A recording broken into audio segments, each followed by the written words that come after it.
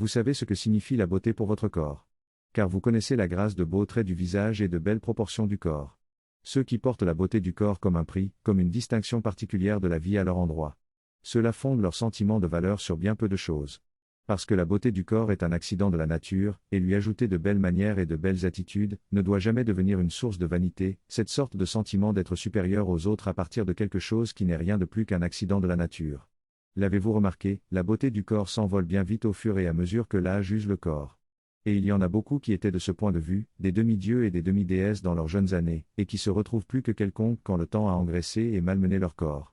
Le temps, et le fait que personne ne sait maîtriser sa relation à l'alimentation et à l'exercice.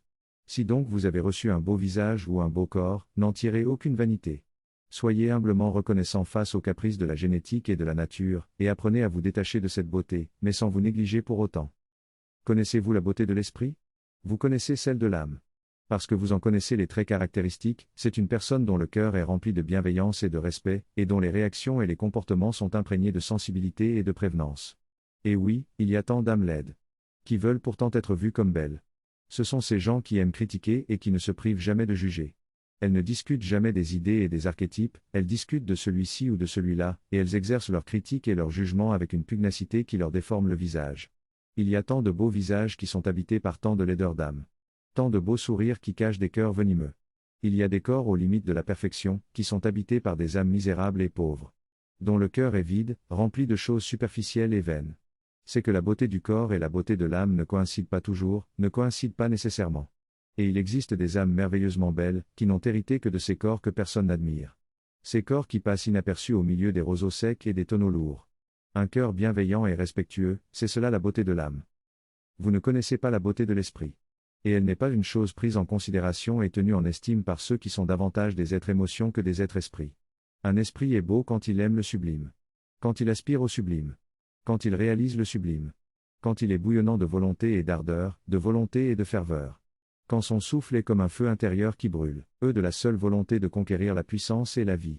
Un bel esprit est toujours investi dans le développement et dans le perfectionnement d'une ligne ou d'une autre de compétences, de talent ou de capacité. Parce qu'il voit dans les facultés qu'il peut travailler, une expression du sublime. Le morne, le trivial et le banal n'intéressent pas un esprit bien formé. Le médiocre est une maladie pour l'esprit vivant. Il faut dire, quand un esprit a choisi sa ligne des facultés sur lesquelles travailler, il n'y tolère pas la tendance à se contenter de la médiocrité. Il est tout entier dans l'exigence vivante de l'aspiration au sublime. La beauté de l'esprit est toujours le fruit du travail et du sérieux dans le travail. C'est un esprit qui maîtrise une noble compétence, un noble talent, une noble capacité. C'est-à-dire une noble faculté. Et qui cherche à y atteindre la plus haute forme d'excellence. Devenir comme un dieu du point de vue du niveau d'excellence atteint dans votre discipline de prédilection. Qui doit déjà être une noble discipline. C'est cela que vise un esprit libre de toute fausse modestie, et conscient de son vrai potentiel.